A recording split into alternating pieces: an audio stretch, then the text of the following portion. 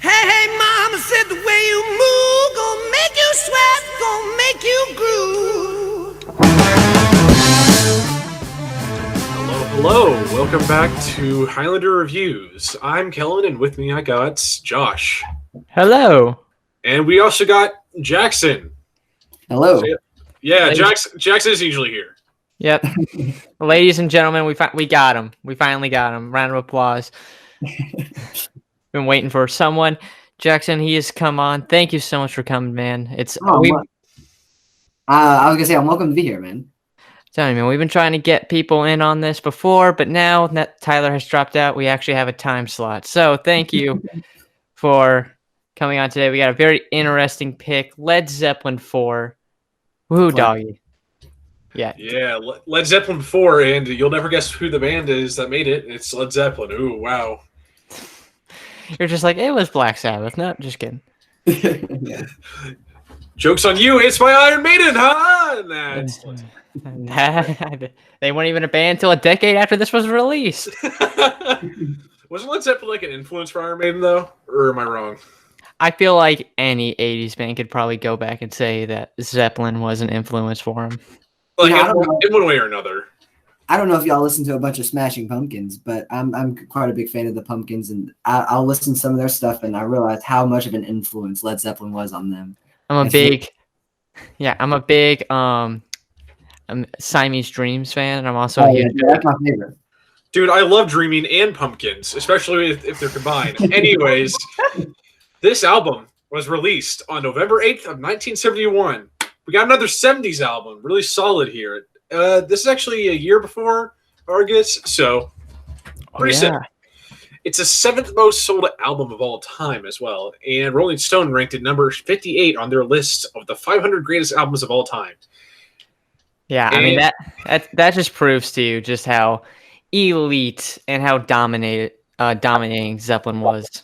Oh yeah, dominant. The word you're looking for is dominant, Josh. Okay, I failed my gerunds in junior English. I'm sorry if I don't know the ends of some words. You better be sorry, coward. Anyways, platinum 23 times. That's how many times we went platinum. Whoa. Yeah, that's a rare case. You don't hear anything too much that goes 20 plus platinum 23 times. I mean, God. I honestly want to look up like what album's gone platinum the most, but I do not want to do that right now because I feel like that'd take up too much time. Anyways, it was inducted into the Grammy Hall of Fame. I mean, here's my thing. I didn't know that was a thing. I knew there was a Rock and Roll Hall of Fame. I didn't know there was a Grammy Hall of Fame. That's what stood out to me when I was looking stuff up. I was like, did not know that. So interesting. While you're doing that, I lied to you all. I just looked up which album went platinum the most, and it was actually Thriller, 33 times. Wow. Yep. We reviewed Thriller, not too long ago. Rumors. Yeah, so we've reviewed two really excessively nominated platinum albums. Okay. Anyways, this album's technically untitled, so it's mostly known as Led Zeppelin 4, I'm guessing, because it's like their fourth album. Yeah, that was the whole... There's tons of arguments, too, about what you can make, and people have asked Plant and Page all the time about what it is. It's technically untitled, but like you said, it's the first three albums were Led Zeppelin, Led Zeppelin 2, Led Zeppelin 3, so everyone just started calling it Led Zeppelin 4. So that's what we're referring it to. It's the most known name to it. I'm unfamiliar with the story of why it's untitled. I will say, though, I am fascinated about the story about the symbols that represent each member of the band, if anyone knows about that. Yeah. It's a very mysterious album, and I like it. It says like 1971, so I had to assume like, oh, they've released albums in 1970 and 1960, but like I looked it up. Led Zeppelin's a 60s band. That just feels so weird to me. They're late 60s, went all the way to the mid 70s. Yeah. God, it just makes me feel old, and I wasn't even born whenever they were like even that as popular as they were. Like, I don't know. They're a 60s band. What? That just blew your mind. I know. It's just like it just doesn't make sense to me. But anyhow, Rolling Stone. Here's a Rolling Stone quote for the album. Led Zeppelin matched the raunch of Black Dog with Plant's most poetic lyrics on the inescapable epic ballad Stairway to Heaven, while guitarist Jimmy Page veers from the blues apocalypse of When the Levee Breaks to the mandolin-driven Battle of Evermore. That quote alone just describes probably my favorite thing about this album is just how crazy innovative and the talent of musicianship from all four members. You hear, like, when you look in depth, just some of the instruments that Page and Jones picked up. Robert Plant's one of my favorite vocalists, period, and John Bonham, mostly regarded as the best drummer of all time. He had skill, he had energy. They were a foursome that were just very talented musicians, and they were just so innovative. They made some interesting sounds, and a good number of them are shown on the album. I will say, I thought the drumming was all right, but it really didn't stand out to me as much as the guitars did. I don't know. It opened up with Black Dog, and I just thought, like, instantly the thing that stuck out to me were the guitar riffs. It just seemed so, like, mesmerizing. There was something about it that I haven't heard before. My big, for Black Dog, here's my stance on it, all right? And I'm probably not going to mention this too much. Just know for all 8 songs, Robert Plant's vocals. Love every last performance he did. I will agree with you about the guitars. Obviously, I love Jimmy Page to death. I always like the whole trade-off of how it goes to vocals, to instrumentals, and then it'll break away to this crazy instrument section. That riff is so iconic and nostalgic to me, at least. Okay, I guess this is our cue that we are moving on to reviewing the songs now. It is time for Black Dog, and play the song. Okay, song played. Whatever. Okay, let's continue. Black Dog. Continue as you were saying, Josh. I mean, that was just the thing. It's so nostalgic. When I listen, I've talked about how when I bring albums, I only listen to like one song and then introduce me to the album as a whole. This is one of the very few albums I can remember. The other one I could probably think of is Moving Pictures by Rush, where I started on the first track and went all the way down. And Black Dog, it hit you. It kind of has a small little instrument opening, a couple seconds. There's the vocals. They hit you with the drums, the guitar. It's such a cool energy. Bonham uses great use of his ride cymbal on this. I love this song. It's my second favorite off the album. The moment, I believe it was over Christmas break, when I just was like, I'm going to listen to Led Zeppelin. I knew when we came back after break, we were going to review this album. That was the song that brought me back into, all right, Zeppelin, basically, let's do this. Yeah, when I heard Black Dog for the first time, it was a really long time ago. And it was probably the first song I learned on any instrument whatsoever. I learned it on drums. Really? And yeah, the whole beginning of it. I loved that part. And I didn't learn it well, but I used to be able to play it with my dad and my uncle. And then I learned the guitar riff as well. And just like you said, it's so nostalgic when you think back. I think back to my grandparents' like upstairs bedroom, just us like rocking out in there on that. And I don't know, it's just it does have an amazing energy right off the bat. And it just sets the tone for this roller coaster of a ride that the rest of the album is. The thing I find really interesting about this album is that it's a song that almost everyone has heard at least once in their life. You've heard it somewhere. You've heard it like in a movie trailer. You've heard it in the car.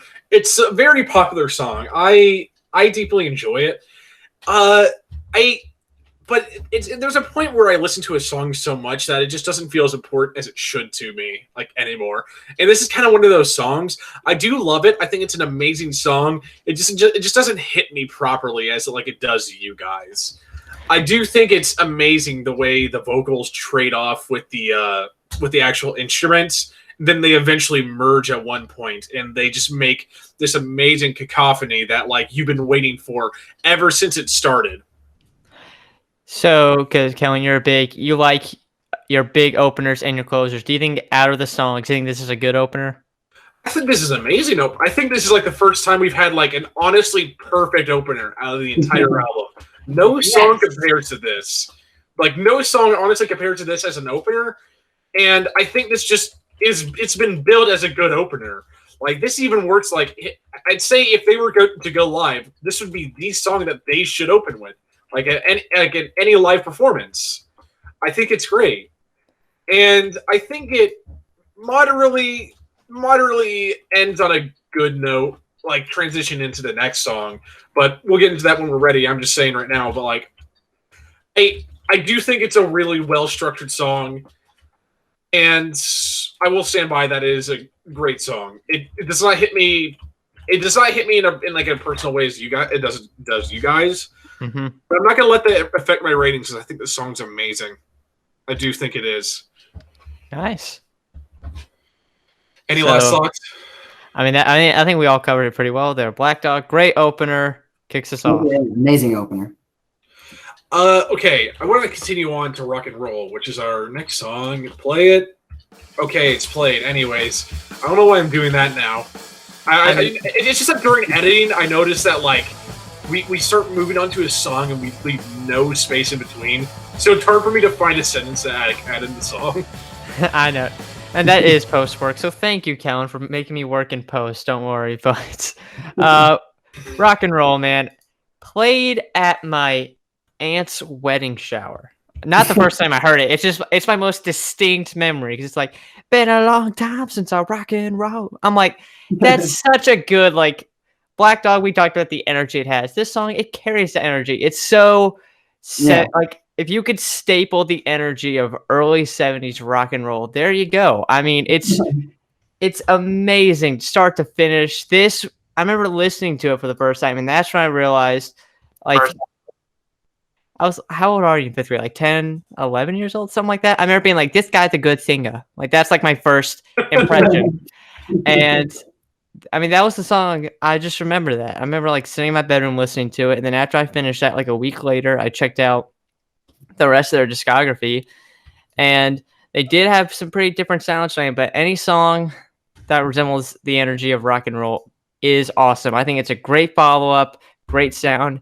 I found out this that song is actually influenced by a Little Richard song actually, and I can't remember, I think it's Keep Knocking, I think is the one it was, but I just remember like that page saying that was like an influence to make the song, and both Little Richard had some great get up and move songs, and I think it transitions well. Something I just realized listening through the song again is it felt reminiscent of something to me for a long time. I just couldn't put my finger on it, but now I realize this song gives me like huge rockabilly vibes, and I think that's like it feels like a really great gateway like during the time for people that are like still like loving like rockabilly tunes, but like want to get into like what's becoming like modern rock at that point. I mean, it's technically now it's classic rock, but it still seems like a great gateway. This song, it builds off of the like the mid like tempo that that Black Dog has, where it could have gone slower, could have gone faster, and I think they picked it up very nicely. And I just think it's just so fast and high tempo. How do I describe this? It just feels like it's one of the best high points you're going to get in this album, if it's not the best high point. And I think it plays off of that factor really well. I guess you could argue the end of Stairway to Heaven is like one of the highest points. It's not as fast as this, but I look back on it now. But like this, once again, it's one of those songs that's gone numb to me because I've heard it so much. But I think it's still an amazing song. I mean, yeah. As for me, I when I was younger, I was a huge fan of Led Zeppelin, and not now. I was just even more when I was younger. And Led Zeppelin and Van Halen, those were like my two biggest inspirations. And I always used to hold on. I mean, a lot of people I think had those 70s influence, you know, especially like guitar standpoint. You look at Eddie Van Halen, you look at Jimmy Page. I mean, when you think of just when in terms of rock guitarists, those are two of the best. And I always used to kind of like have like this director's look into songs. And I still do that now when I'm creating projects for radio, TV. I'll hear a song and it just reminds me of like a scene in a movie. And that's how that's like one of the greatest memories of this song is I just think of like a car chase in some movie, or, you know, it's just like perfect. When I was like a little kid, I used to like, you know, like have little Hot Wheels and everything. And I mean, this song is just perfect. That's like I really enjoy this one. I'm telling you, it's something special about it. And that transitions into the next song, the Battle of Evermore. A very different energy compared to the past two songs. It features a mandolin, actually, which, to be honest, I don't think I've heard a mandolin in any other song besides this one that I can think of. And I say it's didn't have the same energy. To me, it's very more simple sounding. It's still great.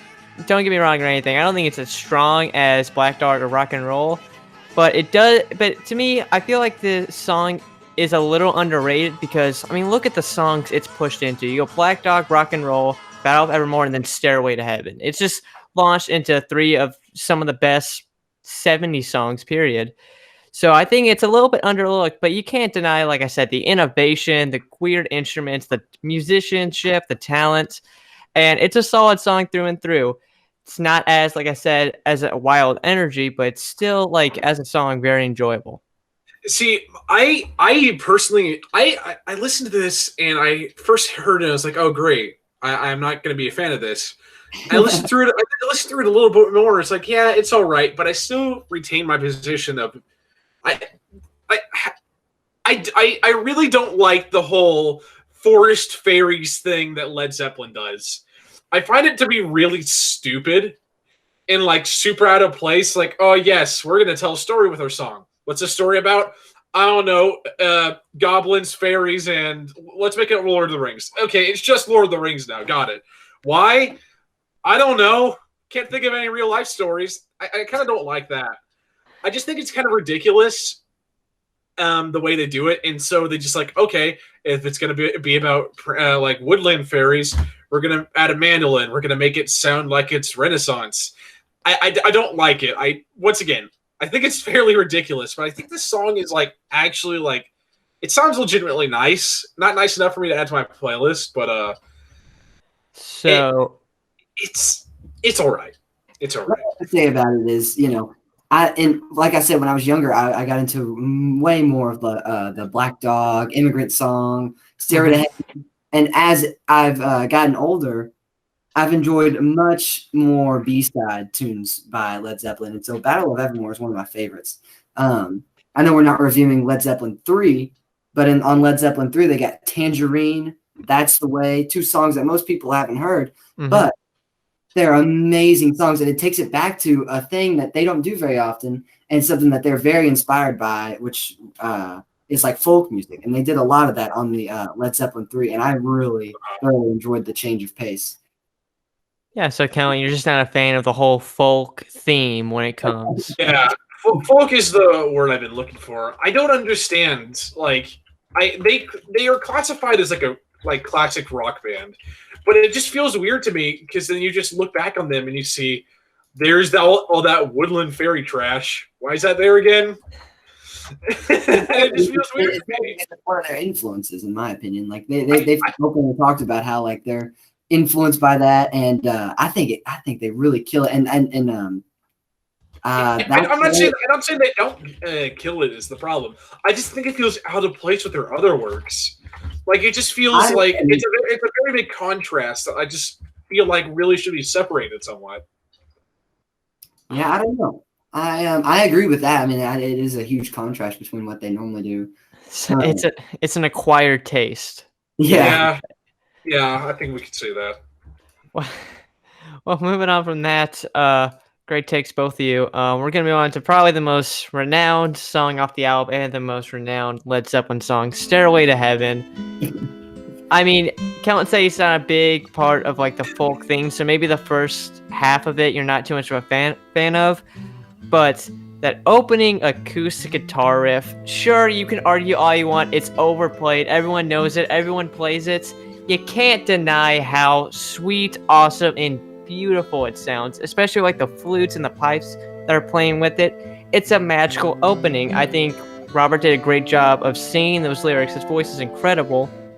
And then when you get into when the drums and the more electric guitar kick in, it really does showcase just how great Bonham and Page were, especially when you get that amazing guitar solo towards the end. Oh my gosh, that solo is one of my favorites. I sometimes if I'm ever just like I just want to listen to some instrumental stuff, I will literally just skip to that solo and try to put it on a loop. It's so good. I love Jimmy Page, love his work, and all in all, this is my favorite song off the album. My second favorite Led Zeppelin song behind Ramble On. I love it. I will be listening to it to the day I die. This song is a 10 out of 10 on its own. I have I have a really weird like thing for you guys to understand. Mhm. So my last point about the whole folk music thing is it's kind of stupid. It doesn't mix well. I want you to remember that, and I want you to amplify it by 10, okay, for this song. But at the same time, I want you to completely discard that and forget it because it doesn't make any sense. See, what I mean is this song, it keeps those elements I just think are very just like odd and weird, and they don't mix well. But then it has such a nice ramp up that like it just slowly gets progressively more and more like into a mix of like what their classic rock music usually is until it like the solo at the end that just feels amazing. But like throughout the song, you can just hear them add in like an acoustic guitar every once in a while, like at a certain point, and you can tell that it's gonna hit a peak. It's gonna hit a peak, and it's gonna be good. And you just don't know how good it's going to be until it actually hits. And that's what I really like about it. This song is personally my favorite on the album. It's probably it's not my most favorite Led Zeppelin song. Scratch that. All My Love is definitely my favorite. But this song, I think it's really good. But it's just I feel like it suffers from the same problem I discussed earlier, while also like weaponizing that problem, utilizing it. And like turning it into something good, because it's got a really nice mix of what I both like and dislike, and turn it into like from Led Zeppelin and turn it into a way of like that's its strength. That is its absolute strength right there, and I love this song. For that one, I gotta say, it's so people complain about how often it's played and everything, and I think if you get a song that can be played millions of times and is still enjoyed by everybody, you've done something right. Obviously, I mean, it's the reason it's played so much is just because it's such a powerhouse of a song. It takes you on such a. I love songs that I'm a big Allman Brothers fan, so it takes you on multiple roller coasters of rides, and that's why I enjoy longer songs. They get you all over the place, and it really does that. And they utilize to hear to hear them talk about it. They utilized John Bonham's drums so well in it. They said Jimmy Page was talking in an interview one time that I watched, and he said something about how they started to notice that John Bonham came in really good like after the song had already kind of taken off. He was really good at doing some kind of fill and coming in, and they said we wanted a song that utilized that. And I think they did it perfectly with having him start like 2 minutes or 3 minutes into the song. It's perfect. And the solo at the end, oh my Lord. Oh gosh. I don't think I covered the solo enough either, I'm not gonna lie. I didn't get into it until like later in my life, and I should have gotten into it way earlier because it just blew my mind when I heard it. I was probably like 12 or 13 when I first heard this song. And, honestly, oh my gosh. I don't remember the first time I've actually heard the solo like myself, like the very first time. I just think back to it though, but every time I hear it, I get tingly. There's something about it that's just like absolutely mesmerizing. I think it's a word I've already used this episode, but it doesn't matter. I think you're like I really think I undershot. Like I really underappreciated what the solo is like. I really should have went on it more. And I think it's just amazing. Really? All right. Yep. Well, moving on from that, we got Misty Mountain Hop. First time I heard it, it threw me for a weird loop. Starts off with the electric piano. And like I said, it kind of threw me off. I was like, okay, this is different. It kind of has the same slight problem I kind of have with the Battle of Evermore of the placement. It kind of is like a weird pace, but overall, I also like the story behind it. I believe it's something like students and police officers like fighting over drug possession. It's got a very interesting story behind it. It's not one of the most well-known songs either, but it doesn't deny how great it is. It's very, I really do like it.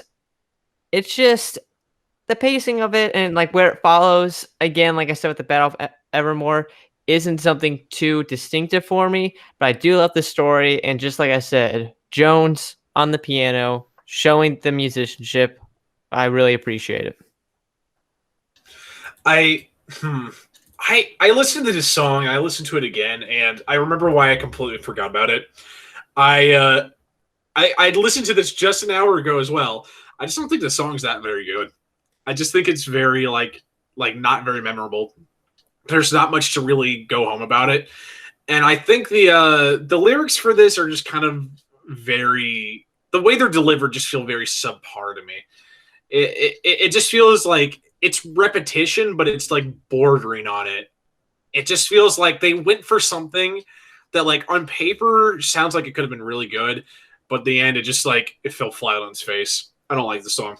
Yeah, I gotta agree. I don't really enjoy the song that much either. I think Plant's vocals and delivery of it are, I can't. It's borderline. I can't listen to the song because of how like I really love Plant's vocals, and I think he's really good.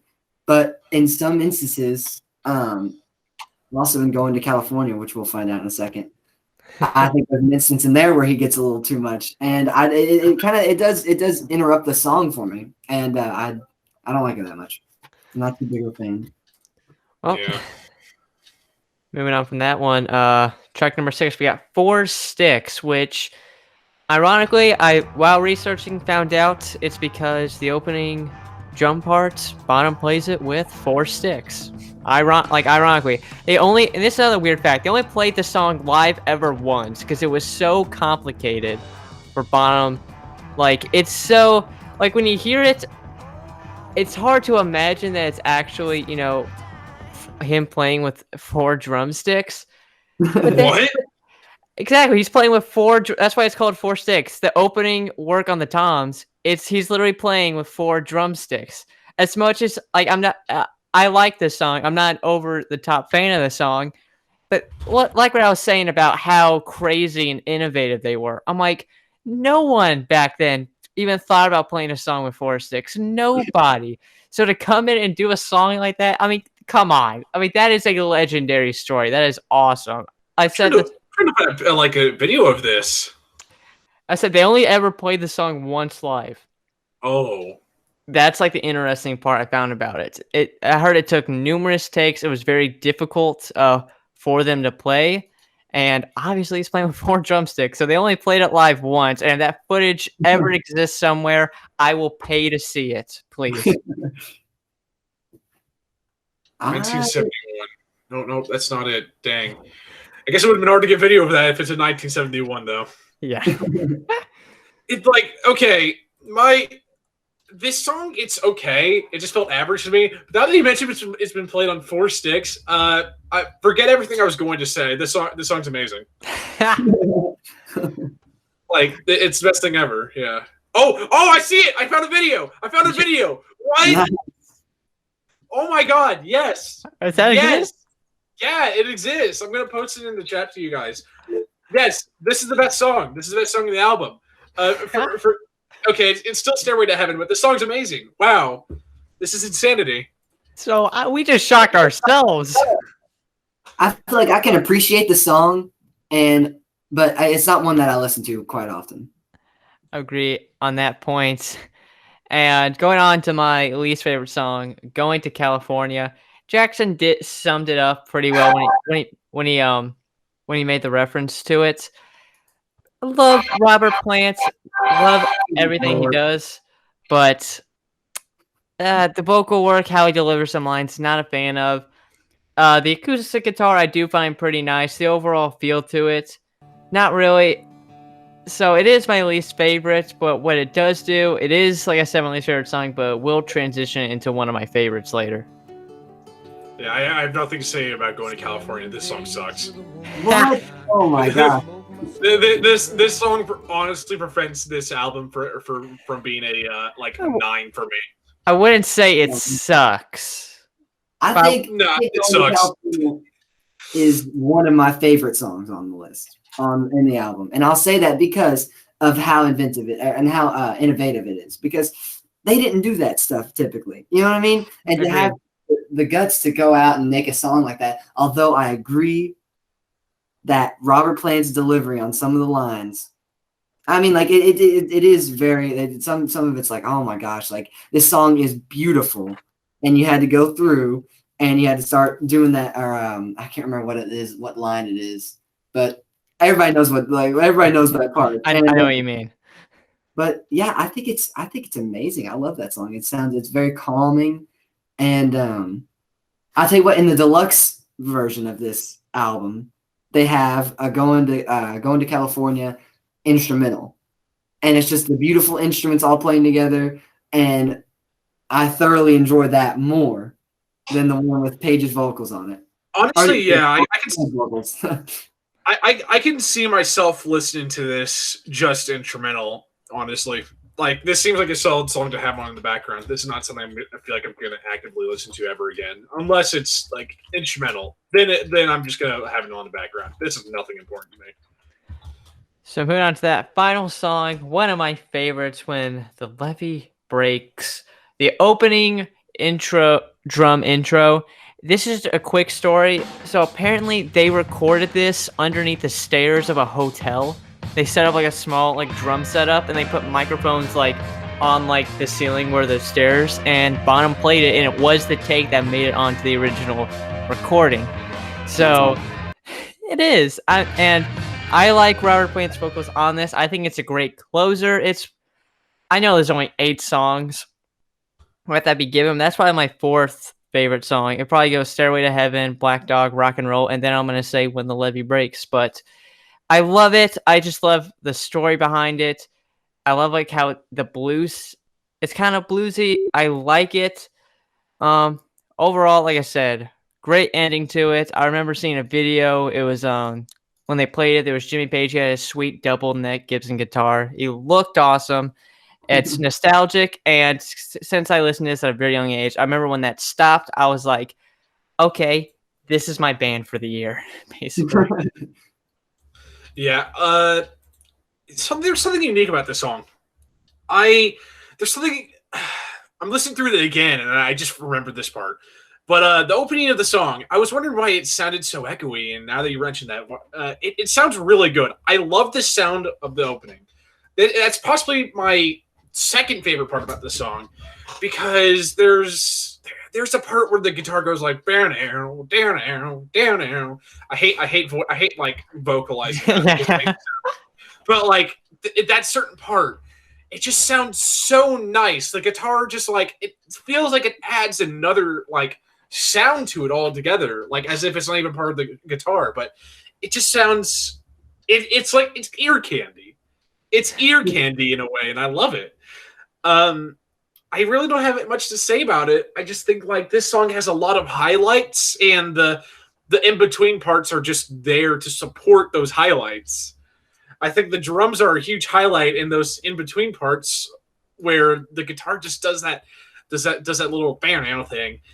It just it's amazing. I'm sorry, I sound stupid right now, but like I love it. No, I can totally concur with you. It's incredible. I really thoroughly enjoy this one. Really, in my opinion, Led Zeppelin. I dig that they got the classic rock, and I dig their mystical vibes, and I dig their folk vibes. This one is very mystical. It really gives me it's got the mix of blues, in which I really enjoy because I came up from all kinds of. I love the blues, and so yeah, it's really got a cool thing. It's got everything in it, and I thoroughly enjoy this one. Man, this was really good. All right, honestly, I just want to mention that this is the one song that I've added to my playlist, like that I haven't had, because I think I've had Stairway to Heaven. It's just on a different album than Spotify tells me. Mm-hmm.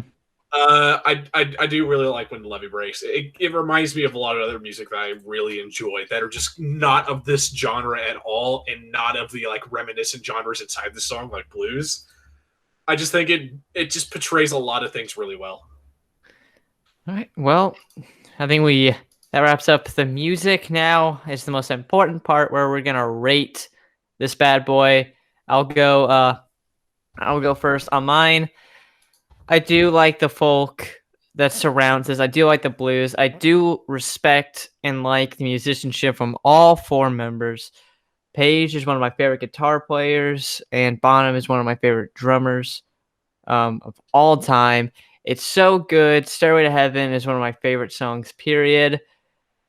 I'm obviously going to rate it high. I'm going to go, and I'm kind of deducting points for some of the vocal delivery on Going for California and the underwhelmingness of songs of Battle of Evermore and Misty Mountain Hop. But I'm going to go with an 8.7.